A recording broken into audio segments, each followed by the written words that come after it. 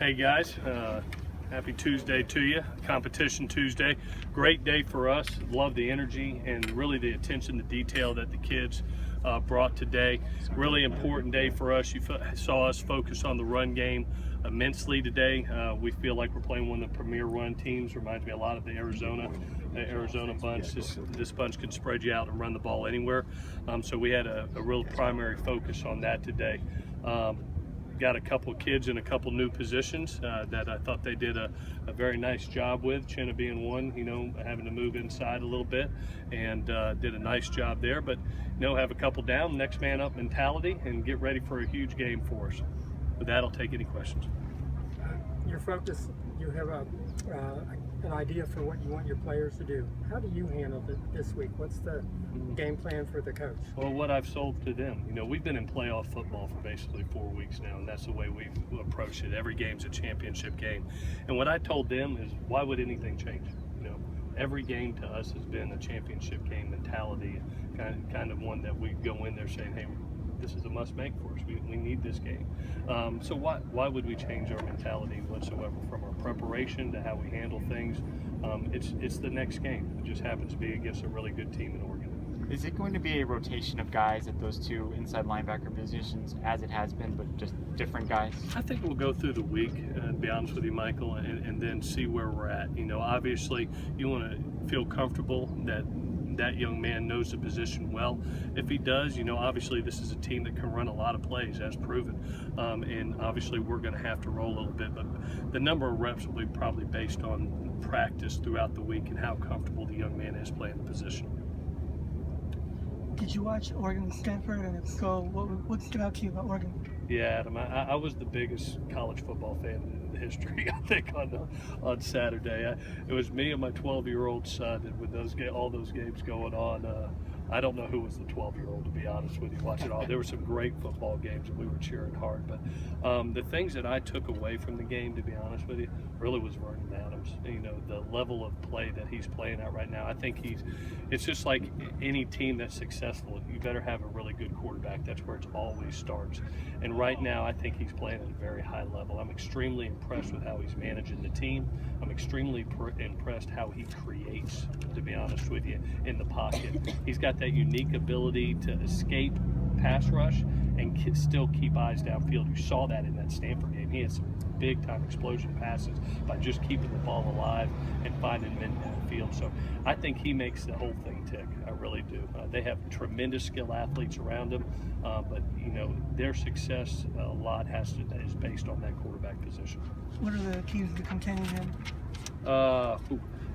It's hard to be honest with you. I think one, if again our MO has been shut down the run and put it on the quarterback to win in the passing game, and then when that happens, just like we've done in the last 5 games, you've seen 19 sacks.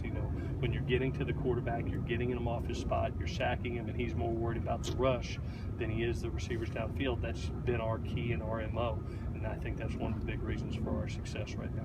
So you've been big on time of possession since you took over as the coach here, but Oregon doesn't seem to care about that, and it was not a factor at all in the Stanford-Oregon game. Yeah. So given that, what becomes the key then? I think the key for us is scoring, to be honest with you, is touchdowns rather than field goals, and putting ourselves in positions to win our one-on-one matchups down the field also. This is going to be about points. I think it always is with Oregon. You can't have, I don't think you can go in there and have a bunch of 3 and outs. I don't think that you can get stopped in the red zone, because they're going to put some points on the board. They're leading our conference in scoring, and they do a terrific job. So a lot of pressure is going to be on our offense this week to be able to match, and our defense to be able to create stops and get turnovers, limited possession, and maybe a non-offensive touchdown would even help too. We're big fans of those around here. Those always help in these type of games. So those are the things that you got to focus on. Is it surprising how important he is when he only threw 12 passes? Yeah, he's that threat of him being, one, managing the game, 2, being able to be a runner, but still be a pretty elite passer too. That's your hardest day. as a D coordinator, as a team, is when you had that type of weapon with that kid has an extreme amount of poise, and he can throw it and run it. He competes his butt off. I've been extremely impressed with him throughout the season. Very, very good player. I know we've asked you, but now that you've had a couple games, what are a couple things that you feel like can jumpstart the offense? I think we're doing. To be honest with you, I look back and I started thinking, I've had the unique honor to be here for 6 games as the head coach. It was really my first experience, our first experience of being trailing at halftime. It's the first time we've trailed at halftime. So to have a team that I would much rather have a team that finishes. I want a complete game, that's great, but I think you want a team that finishes, and I think that's what we've been able to do. The name of the game at the end of the day is to outscore your opponent, and these guys are doing a great job of that. Do we need to start fast? Yes, of course we need to start fast, but I don't look at things breaking things down by quarter. At the end of the day, what's our job as a team and as a head coach? Outscore your opponent, and we've been able to do that 5 out of the 6 times, as a head coach. So we need to continue to do that. Versus this bunch, yes, our attention to detail early will be critical in the game. Let's do one more. Osa Messina is a guy that hasn't played too much the last couple games on defense.